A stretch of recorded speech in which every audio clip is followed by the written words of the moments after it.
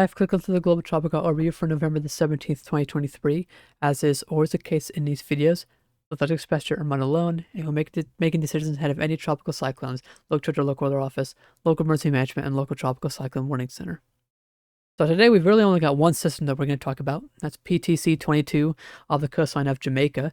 You can see it here, a very weak circulation off the coastline. It's not really developed too well at all.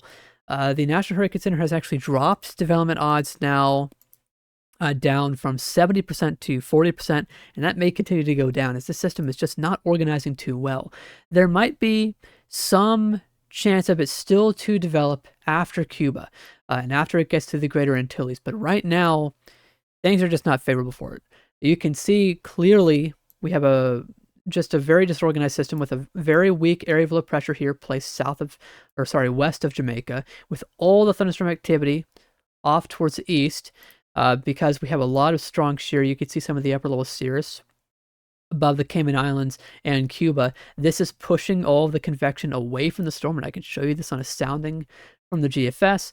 You can see that in the low levels where the actual center is, it's more easterly to southerly winds, and all the convection that's happening in the mid to upper levels, it's being pushed towards the northeast with all the southwesterly flow aloft. And you can see the shear is of a significant degree, a very significant degree at that, of 33 knots. Very strong, and I mean, even the strongest tropical cyclones will suffer in the face of 33 knot shear. Now, there is still a window, like I mentioned, for the system to become a tropical cyclone. As the system passes over the mountains of Cuba, it is possible through, I believe it's called maybe frictional convergence or something like that. It can help to tighten the circulation a little bit. We've seen this before in islands like Hispaniola with weaker storms. And if it plays its cards right and it all goes well for the storm, we could get a brief tropical storm after Cuba, and that could increase maybe some wind threat for the the Turks and Caicos Islands. But that's not overly likely, and keep in mind that regardless of disturbance or tropical cyclone, this system is still going to bring heavy rainfall and some gusty winds. This is the current forecast coming from the National Hurricane Center. You can see tropical storm watch in place for Jamaica, eastern Cuba, the southeastern Bahamas, far southeastern Bahamas, the Turks and Caicos, and Haiti. And you can see that general window there becoming a tropical storm on this forecast as it goes over the Turks and Caicos. But of course, this is not an overly likely scenario, I'd say. It's less likely to become a tropical cyclone, I'd say, by now. But heavy rainfall will still come through. You can see here's a rainfall forecast from the National Hurricane Center and the Weather Prediction Center, with a widespread 4 to 6 inch or 100 to 150 millimeter rainfall here across portions of Cuba, Jamaica, and portions of Hispaniola. And alongside that, in the Turks and Caicos and Bahamas, we could have some rainfall of 2 to 4 inches or 50 to 100 millimeters. In the southern Turks and Caicos, we could have some more significant 4 to 6. And the most significant rainfall here will be where you expect it, along the mountainous terrain of the Greater Antilles, here in Jamaica and Hispaniola, and especially along southeastern Cuba, where rainfall could approach 300 millimeters, and that may be very significant. And that could lead to potentially some mudslides as the system moves through. Now, in terms of some of the things that may have kept it from developing, obviously the system was likely to develop yesterday, at least it looked like, but now here we are a day later, now looking at a system that's likely not to form.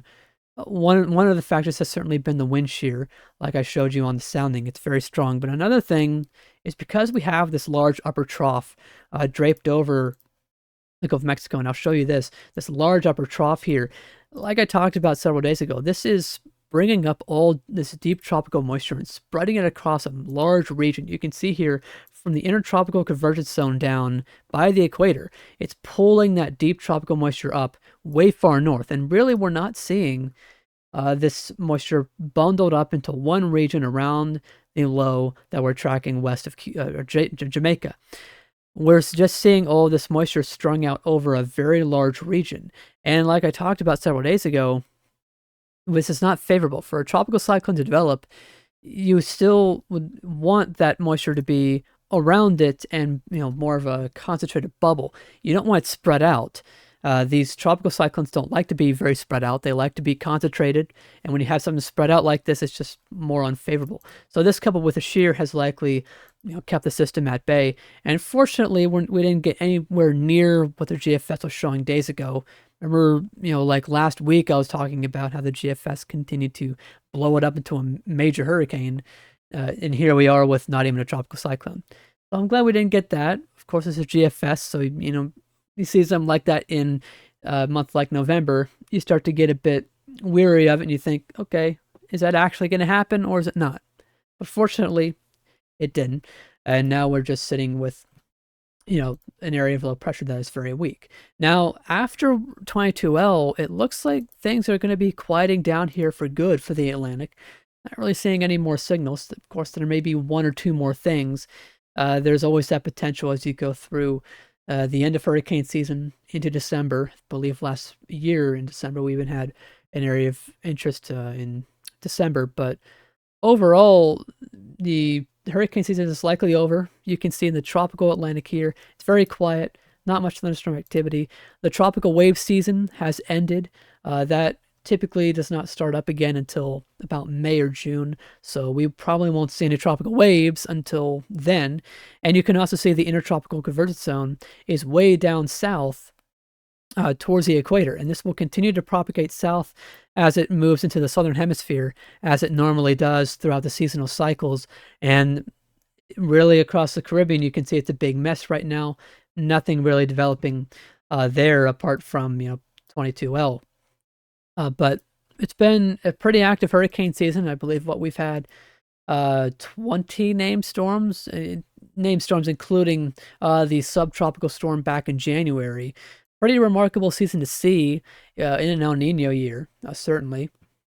And next year, we'll talk about next hurricane season when we get there, but next year could be interesting, depending on how the whole ENSO signature moves on. We could have potentially, the El Nino weakening. We are expecting a strong El Nino to take place through the winter, and typically what happens in that is you typically get a strong El Nino in the winter, and it weakens towards the summer into a neutral or potentially a La Nina. We are seeing, some early indication of the climate models that might occur, but of course that's way far out.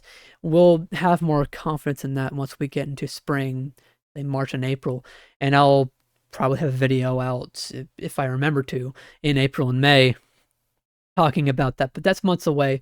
We've got a full cyclone season ahead of us in the southern hemisphere, and I might have a video talking about the implications of what the El Nino may have on the season in the South Pacific and the Australian region in the Southwest Indian Ocean in a few weeks as we start getting into the busy times there. But if I don't have another video out in the next week, happy Thanksgiving to all in the United States.